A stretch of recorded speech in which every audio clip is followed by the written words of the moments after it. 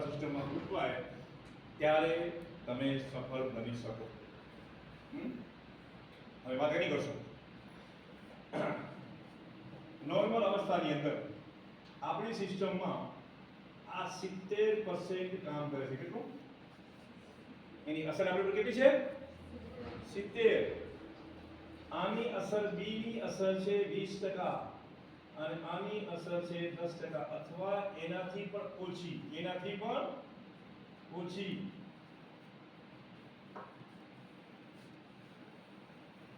આવી જે રેશિયો આપણે ગોઠવાયેલો હોય તો આપણે બહુ સફળતાની આશા રાખવી નહીં. જીવનમાં તમને કાંઈક કરવું હોય અને સફળ થવું હોય તો રેશિયો ચેન્જ કરવો પડશે. અને આ રેશિયો ચેન્જ કરવા માટેનું જે આદર્શ જે ટૂલ છે એ 3SRB. શું છે?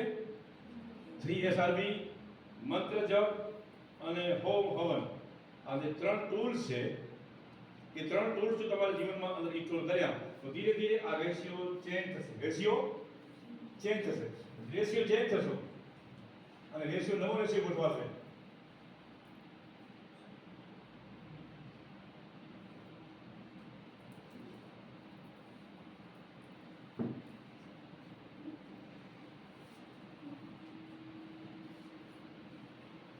જરૂર પૂરતું જ ખાવું,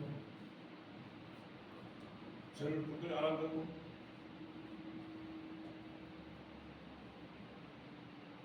ખીચડી ખાવી હોય તો પાવડર પર ખીચડી ખાવી નહીં. છાયવતી બનેલી ઢોલ વિનેગર પી જાય. રોટલી અડધી ખવાડી અડધી રોટલી બચી પડી એટલે આને ક્યાં નાખી નાખી દો ને એટલે કદાચ પેટીમાં રોટલી પાછી નાખી દેવાની. આવા જો આપણી માન્યતાઓ હોય તો આ 70 માં 10 ક્યારેય આવે નહીં. Burning desire 40%. કશું કરવાનું જૂનું શું છે અને 50% છે હોશ. શું છે? હોશ. ઓબ્ઝર્વેશન. આ હોશનો વિષય આપણે આવતીકાલે જોશું. થોડો લાંબો હોય. એક્ઝેક્ટ આને ગોઠવો કેવી રીતે આ સિસ્ટમમાં મેં તમને એની રૂપરેખા આપી દીધી. ये 3SRB ધ્યાન પણ હે પણ જો નકરો ખાલી ધ્યાન કરશો બીજું કંઈ નહીં કરો તો તમે નકામા બનશો. જીવનથી ભાગશો. શું કરશો? જીવનથી ભાગશો. એની સાથે અમુક અલગ અલગ ફ્લેવર હોવી જોઈએ. જે લોકો ધ્યાન માર્ગી છે, જે લોકો ધ્યાનમાં ઉતરેલા છે ને એ સંસારથી વિમુખ થાય છે અને આ અહીંયા સુધી પહોંચી આવી એ ખબર પડતી નથી અને કોઠારમાં ભાજરો ફૂટી પડી હોય એ ખબર પડતી નથી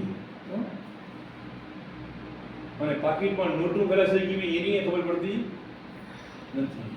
આ ધ્યાન માર્ગીઓનું છે.